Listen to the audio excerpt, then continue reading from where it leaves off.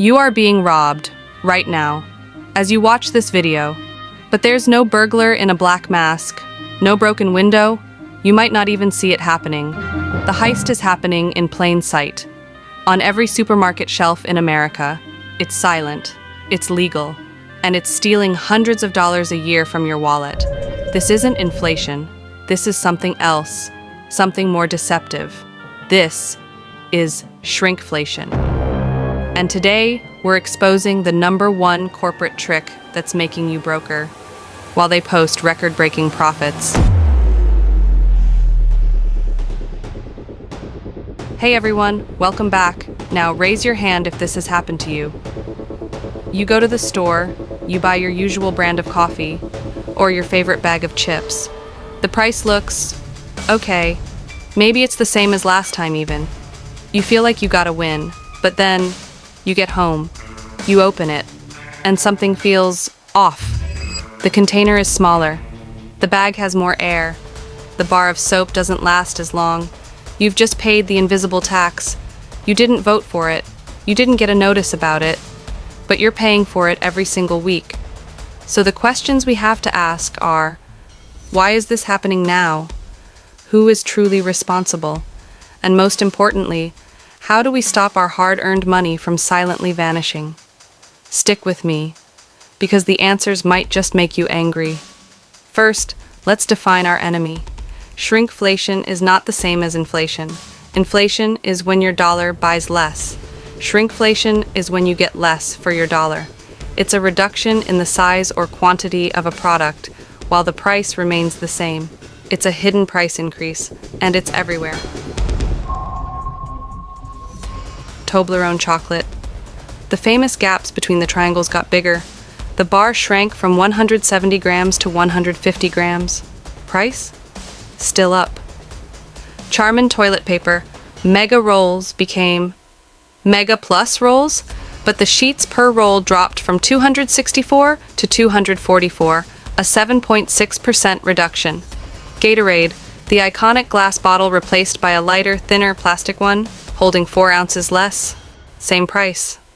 The Bureau of Labor Statistics, the BLS, is the government agency that tracks inflation, and they try to account for shrinkflation. But here's the catch.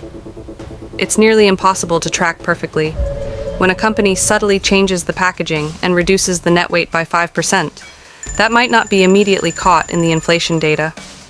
This creates a shadow economy of hidden price hikes that makes official inflation numbers questionable at best.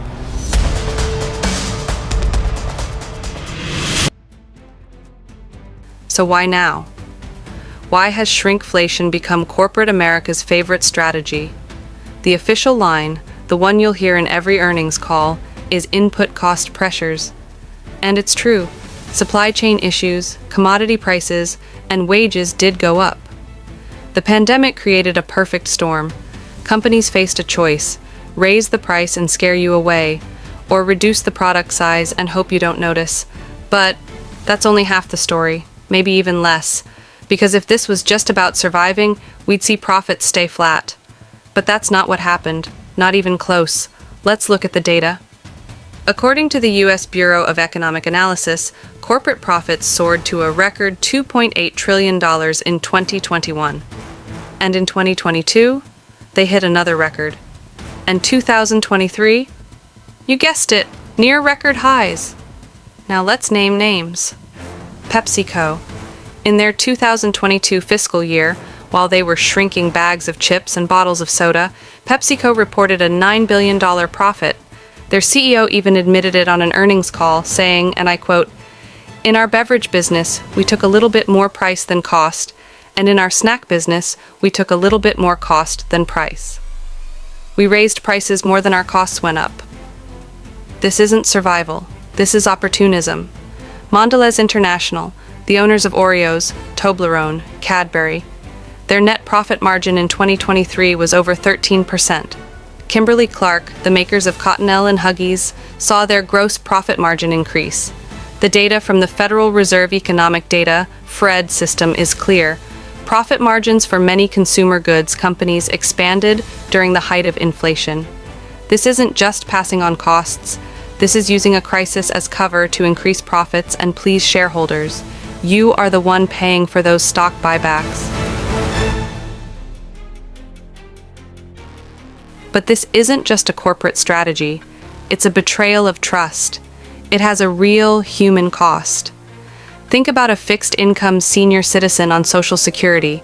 Their cost of living adjustment, COLA, is based on that official CPI data, the data that might understate shrinkflation.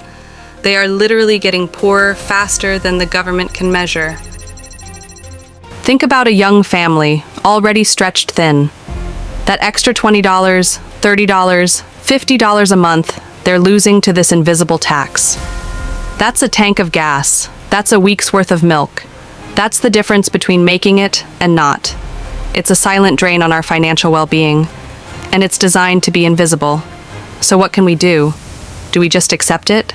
No. First, become a conscious consumer. You are now. You're watching this. You have the power of knowledge. Check unit prices. Always, always look at the price per ounce, price per pound, price per sheet. That's the only number that matters. The shelf tag has it. Compare it. Switch brands. Store brands are often the last to shrink. Give them a try. They're frequently made by the same companies anyway. Vote with your wallet. If a brand you love shrinks, call them out on social media, send an email, and then stop buying it. Nothing gets a corporation's attention like a dip in sales. Second, demand transparency. We need to pressure the BLS and our lawmakers to find better ways to track and report this phenomenon. Shrinkflation should be a national conversation, not a whispered complaint. This isn't about blaming every company. Many small businesses are genuinely struggling. This is about holding the corporate giants accountable, the ones posting record profits while giving you less.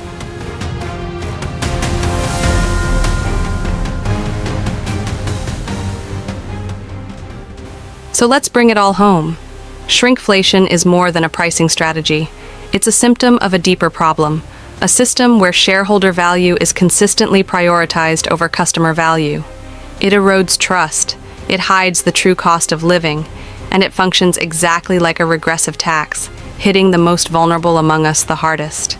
The next time you're in a store, you'll see it, you'll feel it, you'll know the secret. The question is, what will you do about it? Will you pay the invisible tax? Or will you use your power as a consumer to fight back? If this video opened your eyes, then do me a favor. Give it a thumbs up. That helps others see it too and breaks through the silence on this issue. Subscribe to the channel if you haven't already, because we break down the complex issues that affect your wallet and your world. I want to hear from you now. What's the most egregious case of shrinkflation you've seen recently? Shout it out in the comments below. Let's name and shame. Thanks for watching. Stay aware, stay empowered, and I'll see you in the next one.